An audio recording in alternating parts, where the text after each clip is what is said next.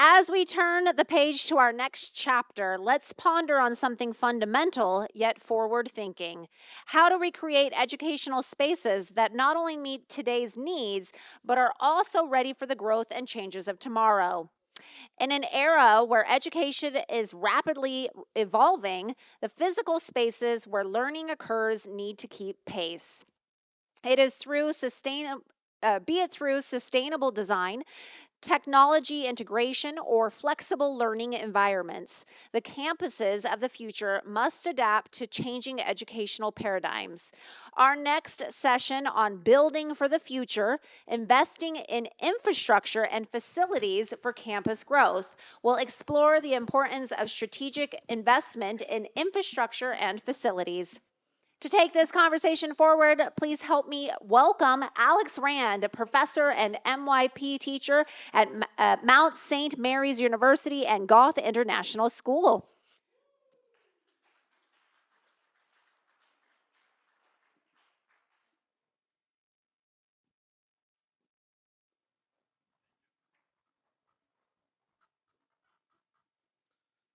Hello, welcome. Good to see you all. Before we begin, I would like to thank Education 2.0 for this marvelous opportunity to gather great minds from disparate industries together so that we may all learn from one another and create networks of productivity, efficiency, and commerce.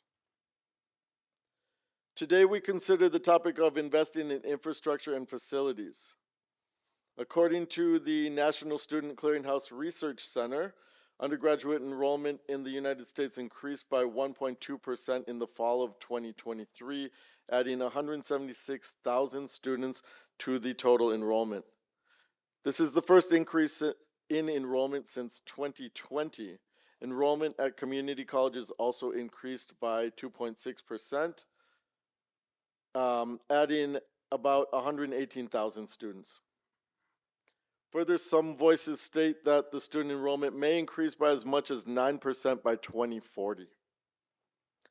And when we consider the benefits of investments in infrastructure and facilities, what we find is that education infrastructure is a critical part of a successful education system, and investing in it can help shape the future of individuals and societies.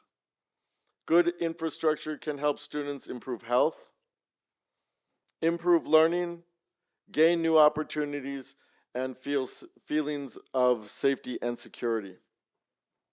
Lastly, investing in education can also have social and cultural benefits such as reducing inequality, empowering marginalized groups, preserving cultural heritage, and promoting critical thinking. With all of these benefits in mind, let's hear from our panel of esteemed panelists to learn what we can from their unique visions and experiences. I'd like to welcome my colleagues at this time.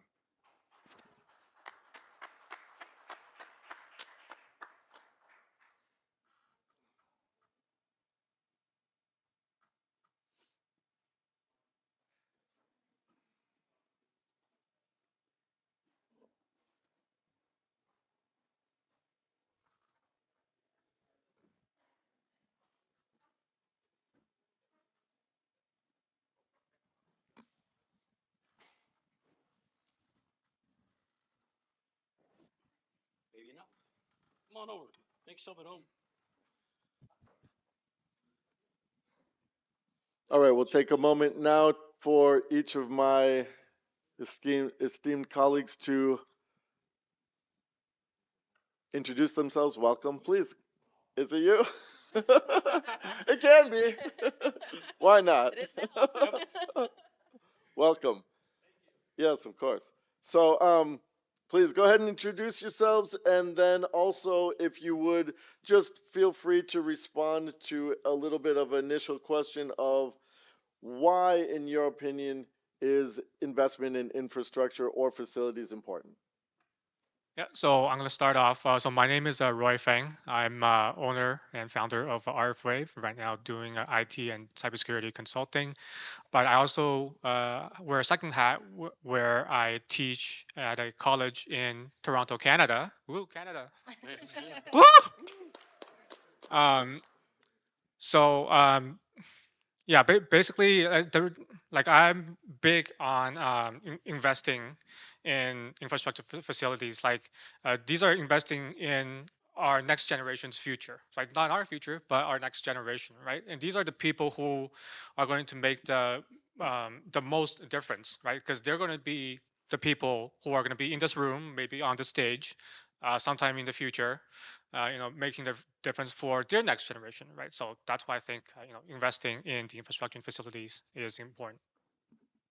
Thank you.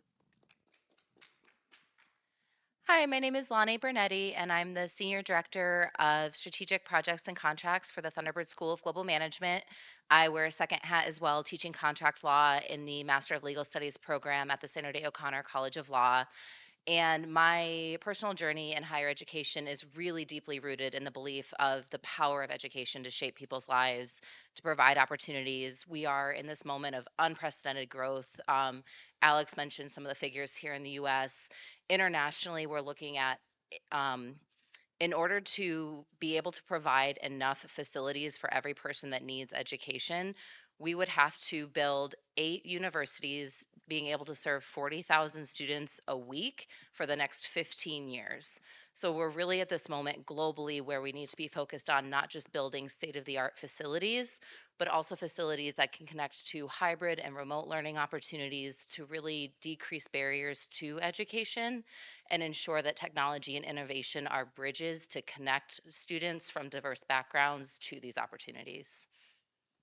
Good. Excellent. I'll pass mine down. This works. Um, you guys might have seen me a few times already. My apologies. Um, my exactly. Um, I'm flattered to be here, talking a little bit about my experiences with companies that are outside the atypical educational area. The clients that I work with are deeply invested in education within their own commercial building spaces and campuses. Citadel Securities comes to mind, how they're constantly working on educating their employees within the facilities themselves. On top of that, one of my colleagues within our company, Eric, was responsible for the re- revitalization of the SMU campus there on Bush in Dallas, Texas. So what we're seeing is a change not just in technology, but planning for future technology. Is it infrastructure in buildings? Is it in cabling, hard cabling, wiring? Is it in wireless power, et cetera? But the dynamic of how people are learning these days is being impacted by how quickly technology is advancing. And I think you guys have seen that over the last 2 days. Smart walls have come into play.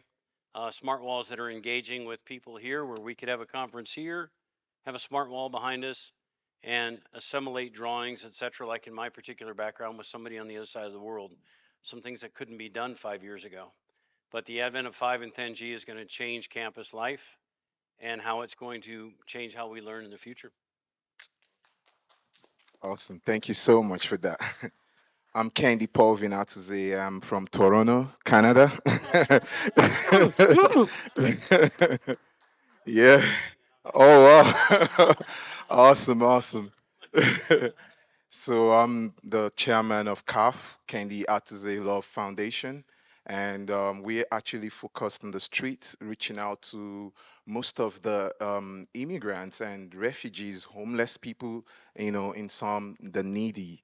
And why this topic is very essential is because, in some of the things we do is to reach out to these people in the street and also educate them to prepare them to also get ready for the labor market, for the for the society out there, because it's a very dark street and a lot of things are happening there.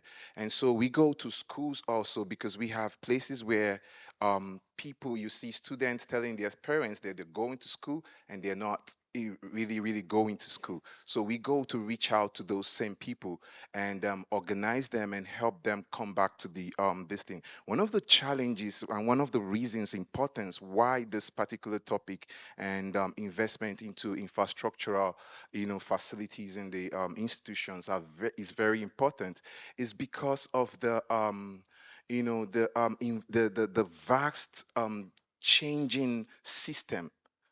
The traditional educational system does has this limitation with connecting with the present educational system. We have people who don't even learn traditionally. Again, they can't sit down and just learn like that. So we have to come, like he said, the 5 Gs and the 10 Gs idea of educating people, find out how we can create technological spaces where people can be in their convenient with their phones and all those kind of things.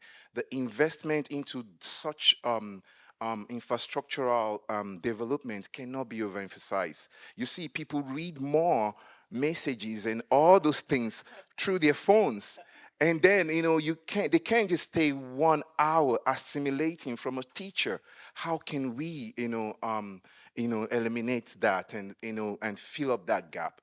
That's why this particular investment is very essential. Thank you.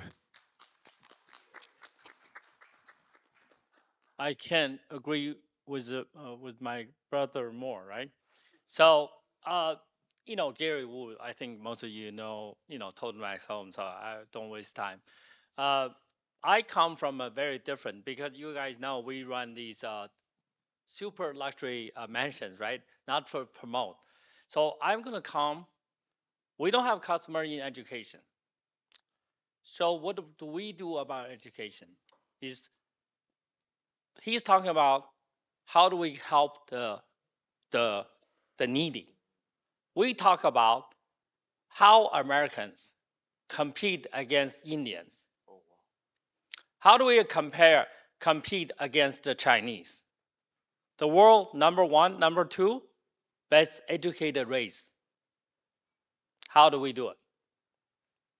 See, the problem is everybody worry about the needy. Nobody worries about our nation's competitiveness, right? So what we do is what we run these horses, quote unquote. The people that is not Republican, not Democrat, we don't care what they are, we don't care what their color, they have to know, right? So we run our horse needs to understand 5 things. Number one, the number one killer of American, what is it? Not Canadians. Well, maybe Canadians. I don't know. Americans. I'm We're sorry. right here. I'm sorry. None of me is Canadian. So, you know, not from Hong Kong, not from Toronto, not Vancouver, not from Hong Kong, right? They're all in Vancouver and drive up the price from 300,000 to a million, right? That's the Chinese contribution to Vancouver, right? So what do? Is we pay candidates that understand the number one killer of American, fentanyl, right? How do we not stop it? How do we eradicate it from the source? Shouldn't we educate our kids on that first? Should the next generation leaders of America understand how that's done? Or should we just talk about, we're going to fight for safety, we're going to, oh my God, how stupid are we? Right? So our candidate, number one thing, I would say, you want to be our horse? You got to understand. The first question, do you understand where does fentanyl come from? If you don't know that, here's the door. Number two is called private and public education. Private and public. Why? Ask our fellow Indians. Do you understand? The Prime Minister of Britain is Indian. The Mayor of London is Pakistani. Our Vice President come from the first caste of, sorry, our Indian friends, first caste of Indians. Our Vice President. If you look at her mom up, her dad, it is African American, but very rich, professor of Stanford. Then we know Nikki Haley is Indian, right? No? We think she's what? She's a mixer? No, pure Indian. I always say this country, our United States of America, is taken over by the race of Indians, not American Indians. You know, because also they're the most well educated.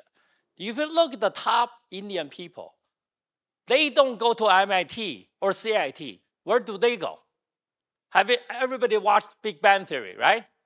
What Cooper said, I'm no good. That's why I came to Cal Tech. Remember that? Why is that? Where do they go? What is the number one school in India? Do we have any Indian friends? No? Where do they go? Indian Institute of Technology, number one in the world. They don't go to MIT. That's like the third choice. How do we, Indians, by race in the US, I don't know, Canada, number one income gainer of any race. Number two, Chinese. Number three, white. If we want the vote of the smartest Indians, right? How do we do it? They're not needy. They are not needy. I'm sorry. How do we build an infrastructure that actually get them feel we are as good as their motherland? That's what we work on, okay?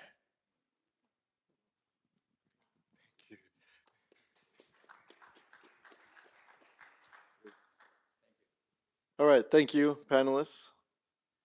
Let's break this down a little bit further. Let's investigate a little bit further. We have a couple questions for you. Go in order, don't go in order, however you feel inclined. First question, and we've got some time here, so let's play around a little bit. What have you seen in the past that was effective in supporting the growth of campuses or educational programs? And again, anyone's welcome to start. I guess I wouldn't say, but thank you though. What I've seen is that's been effective so far is people are expressing the desire to expand outside the norm. Hmm. They know what's been there and it's been in place for 20, 30, 50 years is not the same educational system that we're going to be using moving forward. Things have to naturally change. So as we mentioned the past day or two, we're seeing the convergence of other atypical industries that are colliding with others. Education colliding with retail, colliding with commercial. And you're starting to see those ideas start to cross pollinate between the two or three or four to say, if it's working here, how can I then incorporate that idea in my world or in a school system, et cetera? In addition to that, you're just seeing some outlandish ideas take place within the outside the norm. I would say, in retail, people like to talk about making the environment the most inviting it can be for the student. Well, that's great. It still is not going to enable that kid to learn. We have to make sure that they can associate to it, and the convergence and the adaptation to that environment makes them more susceptible to say, I want to be here, rather than saying school is just one of those things. Won't talk about COVID and my children learning in the school environment during the COVID time, because we're hopeful that might not happen again, but it could happen again. So what's our plan to overcome that as well? I think you're seeing commercial development, certainly hotels, educational systems, and retail all start to combine and say, this is what's working for us, what's working for you, and how can I input that into my environment as well? Absolutely. If that helps. And I think along with that, right, building spaces that are designed to be adaptable and not just building to where we are, but really building to the future and what the future could be and taking some risks in that, right? And so I was working for the law school at ASU when COVID did hit, and we were very fortunate to be in a brand new building that the project management team, one of the main focuses really was on innovating for the future. And so we were able to pretty much at the drop of a hat go completely hybrid. So rather than forcing our students to either be remote or be in person or have to choose between the two, we enabled our students every day to choose how they wanted to learn. So they could either stay home, participate remotely, or come into the classroom within a safe procedure. And so the only way that was possible, though, was in this new building that really had been designed not for COVID, right? We didn't know COVID was coming, but we knew that there would be things that came in the future where we needed to be flexible. We didn't have to undergo any kind of costly renovations. There was nothing disruptive to slow us down. And so, really being able to flip that switch, and the way that happens is investments in not just the state of the art facilities, but in the technology and in the partnerships, right? Really working together to see what we think might be coming and how do we design spaces that are flexible and adaptable to the future. Thank you. Yeah, I just want to quickly add to that. So I mentioned I came from an IT and cybersecurity background, and I worked with computers when I was very young, and that was enabled by my father, realistically, like who was good at computers, and he works at a company and that doing computers. He was bringing them home, and so that I can play around with it every day, for many hours a day when I should be doing homework. Um, but that intentionally or unintentionally created the educational environment for me to learn about computers, how to manage them, how to break them, right? So we need to have the spaces within our educational institutions to provide sometimes the very specialized hardware, software, whatever equipment it is, to allow our students to learn from, especially the new technologies that are coming up, and of course the technologies of today.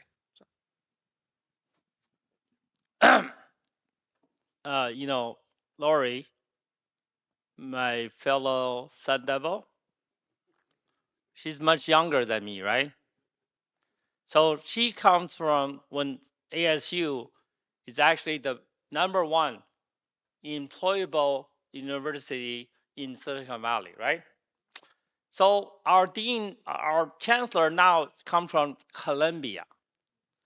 You know what I said when ASU hired the first Nobel Prize winner as professor? I said, "Oh, our school is gone. It's a goner." You know why? I went to ASU in the roaring 80s when we are ranked at the top party school by Playboy. Our name at the time, Lori won't even know our name at the time. It's called the Arizona State Country Club. We're known for only one thing, two things. We threw the baddest party. I was the first non-white pledge they took at CMU. First non-white pledge. And we started a party with 48 kegs, one party. And we also know this is going to be so wrong, okay? But it's ASU, what can you do, right? When I'm in DC, every time I go, everybody's from Harvard, Yale, Stanford. When I open my mouth, they said, "Here's a Chinese guy, but he went to ASU." Everybody laughs. They say, "Ah, Gary." Well, why do they laugh? My Canadian friends. Oh, here's the test. I'm still laughing. So should Laurie answer that? My fellow Sun Devil. Let me answer. So, you know, why do they laugh? We're no. This is so wrong. Political is so wrong. Am I allowed to say it? Just say it, right? Why not? Why not? We have the prettiest girl. Playboy said so. That must be true, right? And my girlfriend at the time was going to Harvard. So I went to Harvard. I look around. She said, "You should come here. You're the smartest guy here." Because all the boys chase after her come to say, "You're from ASU. We're from Harvard. How do you compete?" I said, "Because I'm smarter than every one of you. Because I don't come here. You know why? The weather suck. The girl ugly. The building old. And you're paying through your nose." Right? Am I wrong? Am I wrong? Huh? Am I wrong? No, someone prove I'm wrong. So I said, at my height, I have 3 beach volleyball trophies. We played volleyball for 13 hours straight. With pretty girls, you can play forever, right? As long as they keep replenishing the girl, we're okay. That's ASU, right? That's ASU. Different. You see, Lori's looking that way. So I don't know him. We're not from the same school. Thunderbird, they took over. #1 international business school. I actually studied. My Indian friends, my fellow, you're Chinese, right? I studied, guess what? Triple E. Hardware computer. You know why? In the 80s, the economy was terrible, right? So my dad said, you better study Triple E. You know why? Asian, Chinese parent, right? Tiger mom, tiger dad, or whatever. But that's against human nature. What we do in Asia is against human nature. What we do here in America is human nature. Kids don't want to study. Just because your parents play with computer, I like to play video games every day, right? How do we change our study to video games? That's the key of education, right? Am I wrong? Is the guy from ASU wrong? Right? So that's the key. I'm sorry, okay? No, but I see is how you make sure, like my daughter, okay? Example, you never see her study, never. She goes to the #9 private school in the nation. She actually made into the #1 Harvard Westlake. She went to the #9. You know why? It's so hard for Asian making in there. Okay, that year she went in. 4,200 Asians vying for 120 spots. Much harder than Harvard, right? Much harder than Yale, right? What is the percentage? 4,200, 120. And she made it. You know how she made it? Not by the traditional Asian. I made sure she make into it, even if she had a 1,200 on the SAT. I made it Excel. I read 5 of the best books on how to get into, never Harvard, like Stanford, right? So I read that. I measured everything. I said, I'm going to use my only child as the test for my book that's going to sell 10 million copies, right? Because I always say, you use Gary, I'm not selling, okay? I'm just talking, okay? I'm not selling, okay? Even you beg me, I won't show you the Excel. You can bribe like Joyce and Lynn there, so they probably give you a copy, but I'm sure they will charge you $1 million per. We went to the best school west of Mississippi because all the good schools in Boston, Philadelphia, everywhere. What on the west? We have like Cade, Webb, Sacher, Sierra Canyon. All those are but the best is Harvard Westlake, still ranked #1. She made into that. She made into Sierra Canyon, all Christian, Flint Church. But the key is she never studies. She's with her horse, a German horse we bought. You don't want to know how much, okay? Yeah, just each X-ray is $2,000. And we had to make 10 X-ray just to find the horse didn't have any fracture, So I would say, why is my daughter like everything? The minute she looks at something, it's always the most expensive in the goddamn store. I said, what is this? Because I come from communist China. We had nothing. When I came here with my parents, we only had $400 a month. My dad made as a RA. But my dad, even though I went to ASU, he invented the current chip in the pacemaker. I have the patent, US patent to prove it. He made Medtronic $50 billion, made them 74% control of the whole world market. Then rather than pay him, you know what Medtronic did? As a great American company, ranked number 353 at the time, they bought an Irish company did a reverse merger. So they went from 45% tax rate to 15. Oh my God, what a great American company. Become Irish instantaneously. This is what I have to stop. It has to be stopped. You can't allow number 53 on the Fortune 500 buy $1 million company in Ireland, reverse merger, to get their tax from 45% down to 15. How much money is that? How much? Should that go into education?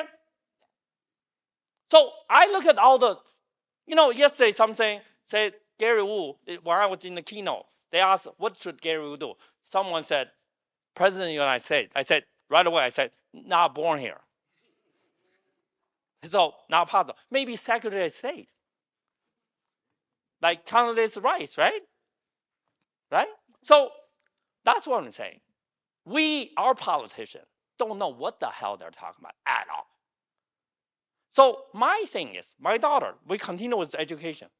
So flimsies on SAT 10, our fellow American, SAT 10, right? Junior high test, right? Anyone know? No? SAT, 3 category, 9 points, right? So to make it flimsy, minimum score, 899. Just like Asians, they always complain. They score perfect score on SAT. None of the Ivy League will even give them a chance. And they cry about it. They sue Harvard, Yale about it, right? They do. I said, here's a guy from ASU, played volleyball for 13 hours straight, always either at Huntington Beach playing, Newport, Louisiana, or in the sandbox in our fraternity, playing. But hey, I came out okay, right?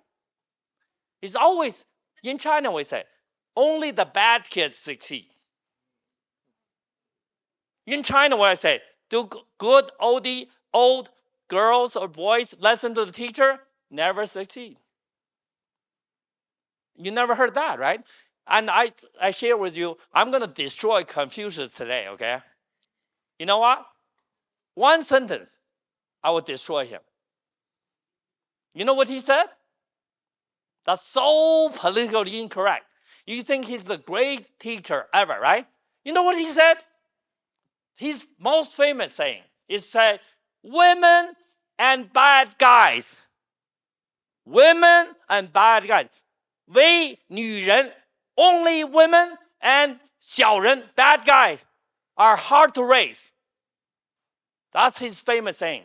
And you like him as a philosopher? Are you crazy? I would say us Chinese must be stupid, right? To put Confucius up there. The guy never wrote a book compared to Aristotle, compared to Plato. Never. The Greeks, they're God. Us, we're dirt. Because that's what he said. The only book ever by him was 论语, the book of saying. Guess who wrote that? His student. If you go in there, you will see it's just someone recording his daily saying. It has no logic. That thing about women and kids, you see, if I record you, everything you say smartly every day, you have a book of saying. Because there's no logic. So it's just like jumping from one sentence to the other, right? So one day he said, a gentleman never near the kitchen. So profound, right? Is it profound? Stupid. That's Confucius. So in China, 5,000 years history, we're very proud, right? I said, what are you proud of? We don't even have grammar in our language. You know why Chinese is so easy to learn? We have no grammar. No tense, no past tense, you know why Chinese you think is hard to learn? Because the Chinese is so proud. 5,000 years must be hard to learn. I said, no. So easy to learn. Come to English, come to Swedish, it's so easy. If I teach you 6 months, you're literate. Let's take a moment. Sorry. Thank you, Gary. I want to learn Chinese. Yes, from you, so I'll be fast in learning. There you go. Awesome. Either speaking to what you've seen already, or we're going to also take this opportunity to go to the future and what you might see as something that why it's important for us to invest in infrastructure and facilities for the future. So either looking at the initial question, which was focusing on what you've already seen that is functional, or now moving forwards to the Just future. wanted to However add, you like. yeah, I However you just like. wanted to Please. add to the established statement. It's actually adopting a system of involving the stakeholders, especially the students, the people we are educating. We need to involve them in our plan for infrastructure, investment, and even the curriculum, the educational system, everything. We need to involve them. They just come and we teach them what we have. We don't ask them.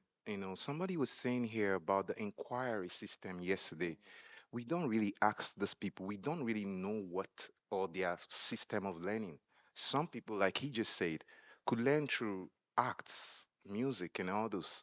And some people could learn through reading. And some people could also learn through just visualizing. And if we could involve the students and also other stakeholders in facility development, it will help us, bring about an excellent educational environment, which I just wanted to add to that. Thank you. So if you have the other question, I would want to start from the other side. Sure.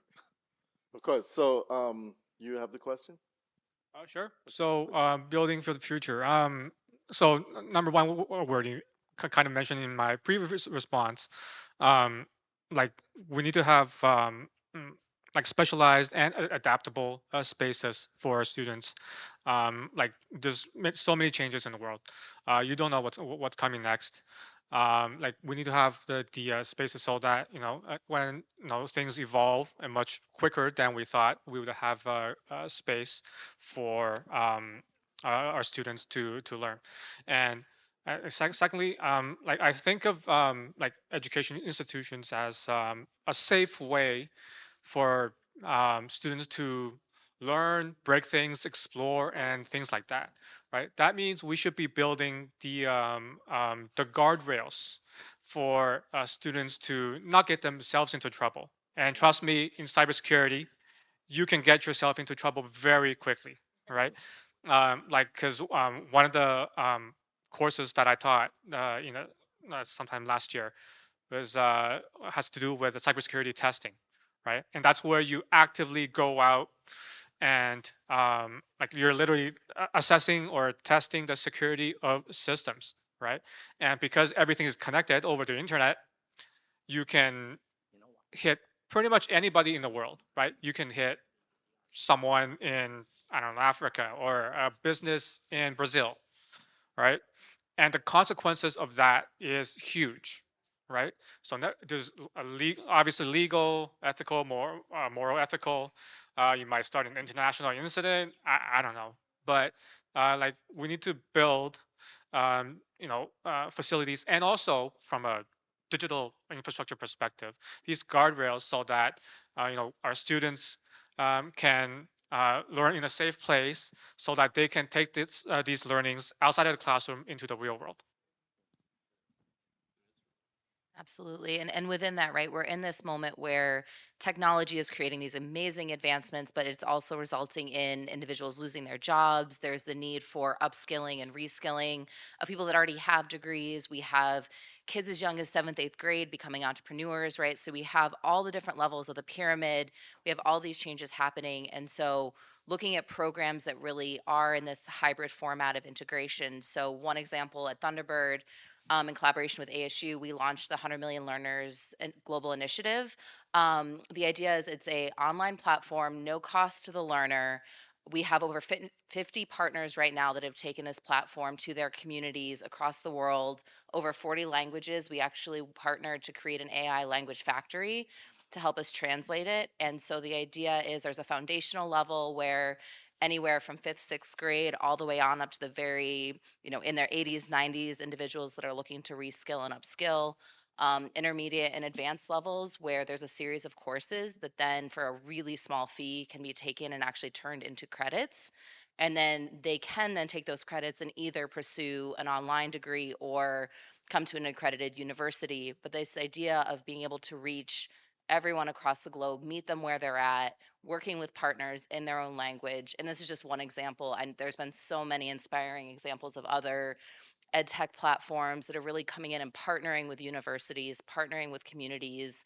We've now partnered with several governments of different countries to bring this program across the world. And so I'm very proud of this, but I'm so inspired at all of the other tools that I've learned about today. And so looking at these alternative solutions to the physical spaces, but then also making that pathway into the physical spaces easier, because I think we also all know that there is something special when people get together and talk about ideas, right? That's what's happening here today. It's what's happening in classrooms. It's why we still have classrooms, right? There is something special. And so how do we integrate that together, and really looking and focusing on that for the future? That's a great point. I think the question to be asked about building for the infrastructure is the definition of what is infrastructure. I know it sounds silly. Is it a LEED certified building? LEED Gold, Silver, Platinum certified building? Possibly. Is it infrastructure for 5 and 10G? Possibly. Is it building infrastructure in urban communities that don't have the funds to create a great school, but yet have kids that have the desire to learn? That could be a question for infrastructure. Is it reinvesting in our teachers? Absolutely. Um, it's a combination of a bunch of things. To answer the question more cleanly, I would just say that if we're looking at what's going to happen, we know that what we've done isn't fully working. We know that a lot of people have ideas, so we have to change. It is an ever-changing involvement, not just from tech, but reinvestment in our children. So, I'll propose, do we throw it out there to throw in some ideas where we bring in 10 random teachers into next year's conference, sit them right here and say, tell me what's working within your classrooms, so we can then adapt to it and move, rather than just the leaders within the education areas and the people that are creating great environments. Let's talk about the everyday teacher that has to go through this every day. I think it's reinvesting in them is a key piece for success. Okay. Absolutely. Thank you. And bringing the Awesome. kids too, right? Yeah, Yeah. absolutely. It's a great idea. Awesome. That's a very great idea, sir. I thought just to be more practical to that particular question. I remember when I was growing up, and my mom is gonna. I had this issues with spelling. The teachers will flog me. My mom also, who was a teacher also, will be at home also flogging me to spell. I did so much to try to spell. And I was looking at how my daughter, I have a daughter who, how she learns spelling today. And it's even easier for me. There's this game about words, and it's as you're playing it, you just, spelling things, and I found out that we have to incorporate the the the technological advancement to our educational system. To be able to do that, we will not just focus on physical building, but technological, or maybe let me say the internet space, the space where they can actually be able to play with the things that means nothing or even distracts them from learning, and be able to even use that as an advantage to learn. I know how to spell words now because this game, I just find it so fun. It was for my daughter, but now I take advantage of it. So we have to incorporate, and partner with different organization, even the tech organization. How can we, make our educational system a better place? The environment, the facilities, because when it, like you said, facility is not just the building, but other things that involve the 5G, the 10Gs, as he said. It's very important that we incorporate all this technology in our educational system, and that's what I think. You have a speaker. You have a mic already. Ready to go Gary, against the Canadian. you got 3 minutes. Okay. So you see, he's limited the Playboy to his talk, right? So I'm gonna say I like my daughter loves horses. She spends 6 hours a day at the horse track. How many Asian parents will allow their kids spend 6 hours a day at a horse track, doing no homework, endanger their lives, right? None. But I'd like to say, since I'm the inventor of the market warfare theory, right, called by Harvard Business Review, I always use war as a, so what are the buildings, the internet? They are guns and bullets. In by Ardwar Sun Tzu and onward German General Clausewitz, he said, doesn't matter what kind of gun and bullets, doesn't matter the nuclear weapon, human is the number one determinant factor. So doesn't matter what building you have, what internet you have, what speed you have, if you're human, it's no good. You lose. So it doesn't matter. In my view, all the building you do doesn't matter. The Chinese poor kid, when I grew up, right? We had nothing. But we beat, look at even the Olympics math. Even the US team, is there any white kid on the team? Go look. All Chinese and one Indian.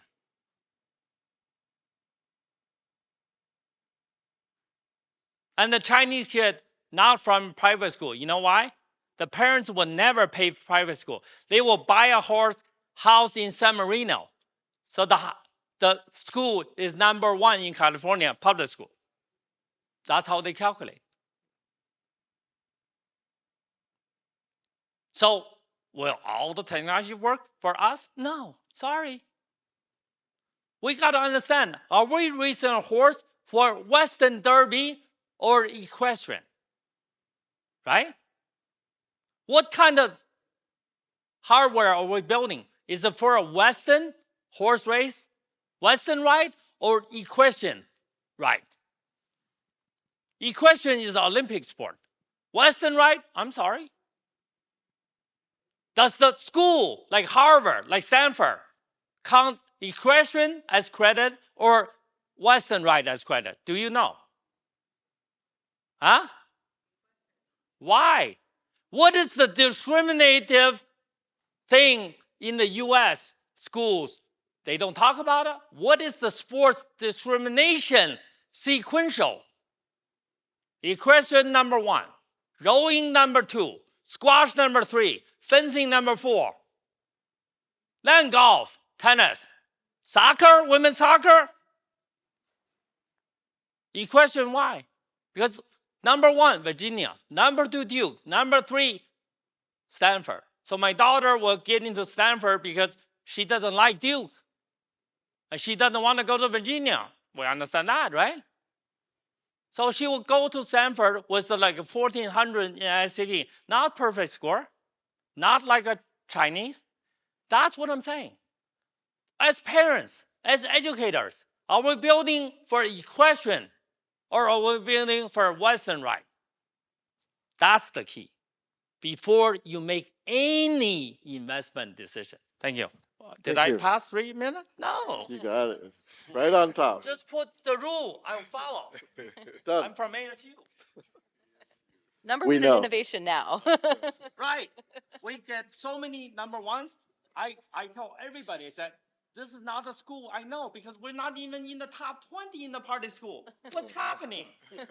I'm sorry, Gary. Well, at least I heard. Okay, at least I heard. We still have the prettiest girls. That's okay.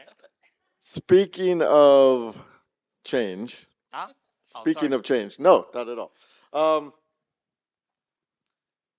This is why investment in infrastructure and facilities as an umbrella is so important.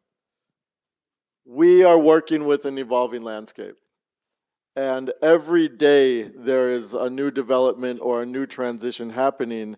And luckily for us today with our esteemed panelists, we have a better idea of what that looks like and what we may experience coming down the road.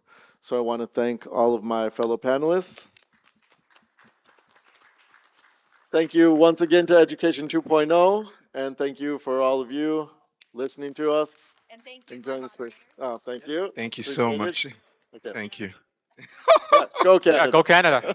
Go Canada. CSU. And ASU. Yeah. Yes. Thank you.